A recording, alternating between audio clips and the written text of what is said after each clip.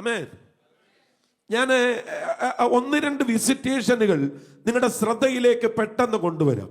പുറപ്പാട് പുസ്തകം 3-ാം അധ്യായം 16-ാമത്തെ വാക്യം വായിക്കുമ്പോ, നീ ചെന്ന് ഇസ്രായേൽ മൂപ്പന്മാരെ കൂട്ടി അവരോട്, അബ്രഹാമിന്റെയും ഇസഹാക്കിന്റെയും യാക്കോബിന്റെയും ദൈവമായി ഞങ്ങളുടെ പിതാക്കന്മാരുടെ ദൈവം എനിക്ക് പ്രത്യക്ഷനായി കൽപ്പിച്ചത്, ഞാൻ നിങ്ങളെയും മിസ്രൈമിൽ അവർ നിങ്ങളോട് ചെയ്യുന്നതിനെയും സന്ദർശിക്കുന്നു. അവിടെ വിസിറ്റേഷന്റെ പ്രത്യേകത നിങ്ങൾ ശ്രദ്ധിക്കണം.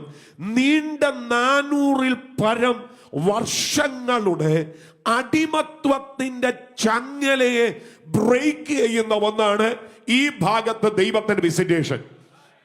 അതാ ഞാൻ പറഞ്ഞത്, വിസിറ്റേഷൻ എന്ന് പറഞ്ഞാൽ അതൊരു ചെറിയ കാര്യമല്ല.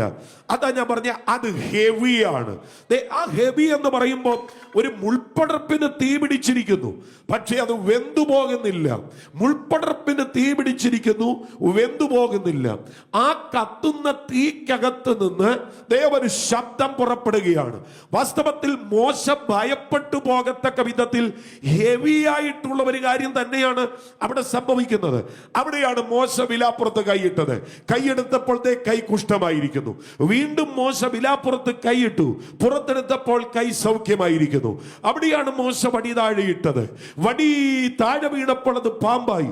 മോശ കണ്ട് ഭയന്നു പോയി എന്ന് അവിടെ എഴുതിയിരിക്കുന്നത്.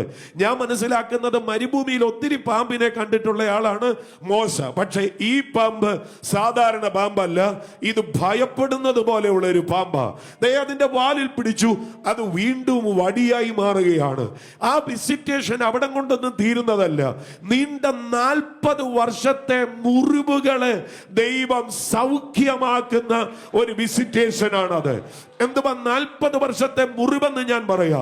സഹോദരന്മാർ താൻ മുഖാന്തരം ഒരു വിടുതൽ അനുഭവിക്കുമെന്ന് കൊതിച്ച മനുഷ്യൻ ആ സഹോദരന്മാർക്ക് വേണ്ടി തൻ്റെതായ നിലയിൽ ഒന്ന് പ്രവർത്തിച്ചപ്പോൾ സഹോദരന്മാർ തിരിച്ചു ചോദിച്ച ഒരു ചോദ്യമുണ്ട്, നിന്നെ ഞങ്ങൾക്ക് ന്യായാധിപതിയും കർത്താവുമാക്കിയതാർ.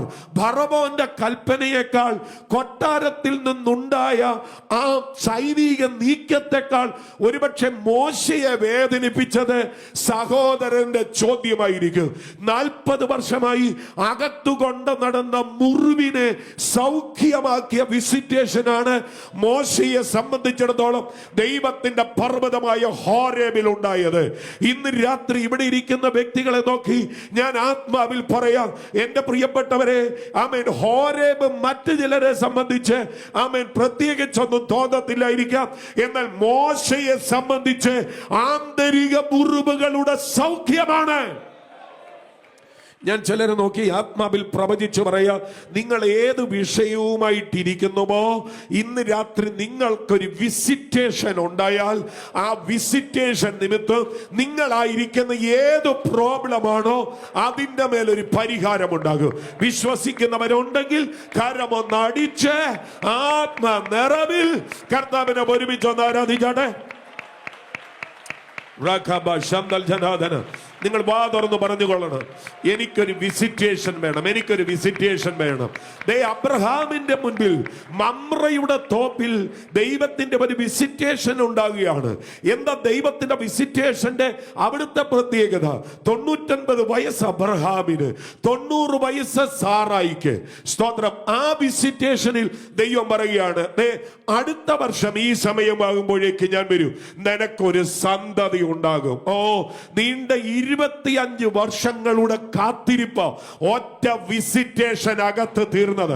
എന്നോടൊപ്പം ഉണ്ടെങ്കിൽ ഒരാമയം പറഞ്ഞാണ്. മരിച്ചതിനെ ജീവിപ്പിക്കുന്ന, ഇല്ലാത്തതിനെ ഉള്ളതിനെ പോലെ വിളിച്ചു വരുത്തുന്ന ആ ദൈവത്തിന്റെ ഇടപെടലാണ് ഒറ്റ വിസിറ്റേഷൻ അകത്ത് ആ മനുഷ്യൻ അനുഭവിച്ചറിഞ്ഞത്. അതേ ക്രമത്തിൽ ചിലരെ നോക്കി ഞാൻ പറയാം, ഈ രാത്രി ഒരു വിസിറ്റേഷന് വേണ്ടി കൊതിച്ചോ, നീണ്ട വർഷങ്ങളുടെ കാത്തിരിപ്പുകളുടെ പരിഹാരങ്ങൾ ഇന്ന് രാത്രി നിന്റെ മേൽ സംഭവിക്കുവാൻ പോകുകയാണ്. പ്രാർത്ഥിക്കാൻ പറ്റുമെങ്കിൽ ഒന്ന് പ്രാർത്ഥിച്ചേ. പ്രാർത്ഥിക്കാൻ പറ്റുമെങ്കിൽ ഒന്ന് പ്രാർത്ഥിച്ചേ. പ്രാർത്ഥിക്കാൻ പറ്റുമെങ്കിൽ ഒന്ന് പ്രാർത്ഥിച്ചേ. യേശുവിന്റെ നാമത്തിൽ ഉത്തരം കിട്ടാത്ത നീണ്ട കാലഘട്ടങ്ങളുടെ കാത്തിരിപ്പുകൾക്ക് മറുപടി ഉണ്ടാകുന്ന, വിരാമം കുറിക്കുന്ന വിസിറ്റേഷനുകൾ. അതാ ഞാൻ പറഞ്ഞ ഹെവി വിസിറ്റേഷനുകൾ യേശുവിന്റെ നാമത്തിൽ. കാലവും ലോകവും നാട്ടുകാരും വീട്ടുകാരും നിന്നെ പറഞ്ഞ് പഠിപ്പിച്ച ചിലതിന് വൈരുദ്ധ്യമായി ഒരു ദൈവപ്രവൃത്തി സംഭവിക്കുന്ന ഹെവി വിസിറ്റേഷൻ